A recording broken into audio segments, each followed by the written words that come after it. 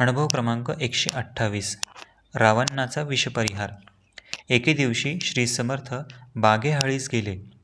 काही वेळ तेथे राहून तसेच भर 12 वाजता उन्हातून जाऊ लागले. बरोबर 5:50 मंडळी होती.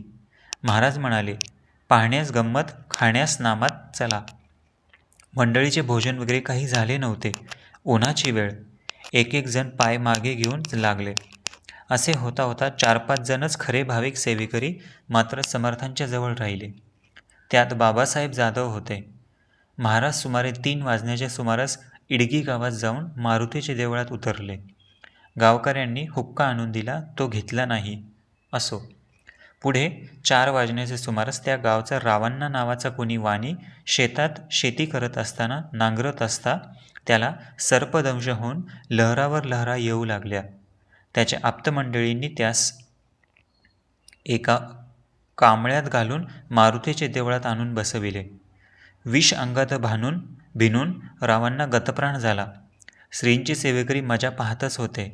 त्यापैकी बाबासाहेब जाधव यांनी रावांनाच आराम पडावा म्हणून सहज महाराजांचा जोडा घेऊन त्याच्या डोक्यावर नेऊन ठेवला. भक्तांनी कोणतीही गोष्ट केली तरी ती भक्ताभिमानी समर्थास शेवटास न्यावीच लागते. रावणाच्या मस्तकावर आपला जोडा ठेवलेला पाहताच महाराज निजलेले होते. ते एकाकी खाडकन उठले आणि बसले आणि रागाने संतप्त होऊन, हत तुझ्या आईला, गध्या, गाढवा, मुर्द्याच्या डोक्यावर जोडा कशाला ठेवलास, असे म्हणून बाबासाहेब यास महाराज फारच रागावले आणि शिव्या देऊ लागले. देवळात मनुष्यांची गर्दी झालेली होतीच, पण महाराज रागावलेले पाहून सर्वजण पळून गेले. 2 इसम मात्र रावणास धरून राहिले होते. बाबासाहेबास भीतीने लांब जाऊन उभे राहिले. महाराजांनी आपल्या डोक्यातील टोपी काढून रागाने फेकून दिली. त्याचप्रमाणे कफनी काढून फेकून दिली. शेवटी रागाने लंगोटी फेडून महाराज दिगंबर झाले.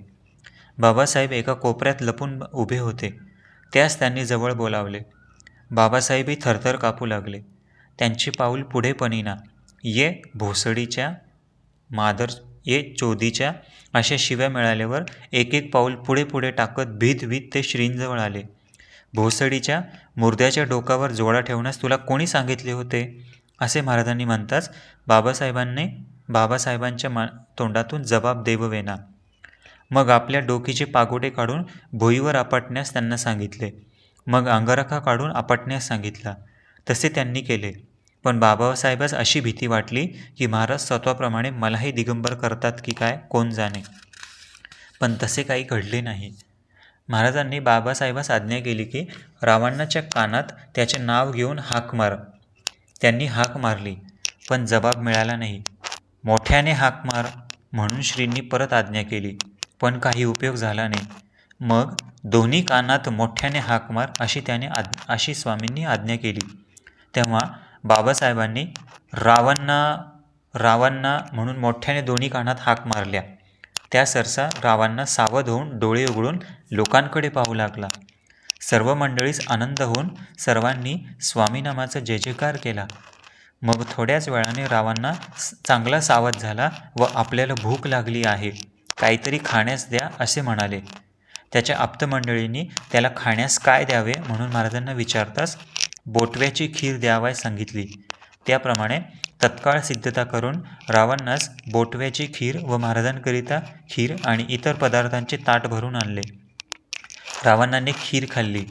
सर्प चावला असता दूध देऊ नये वगैरे लोकांचा समज आहे, पण प्राणदाते समर्थ असल्यावर दूध तर काय, विष दिले तरी काहीच व्हायचे नाही.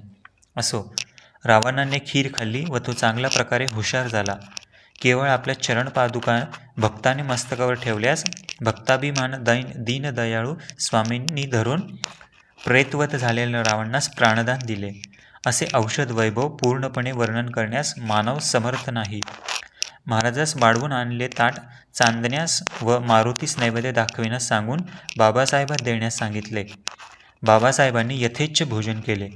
त्या दिवशी महाराजांना निव्वळ उपवास घडला. दुसरे दिवशी सकाळी ते रामपुरास गेले. तेथे पाटलाकडे त्यांना स्नान घालून पूजा करून भोजन घातले. श्री स्वामी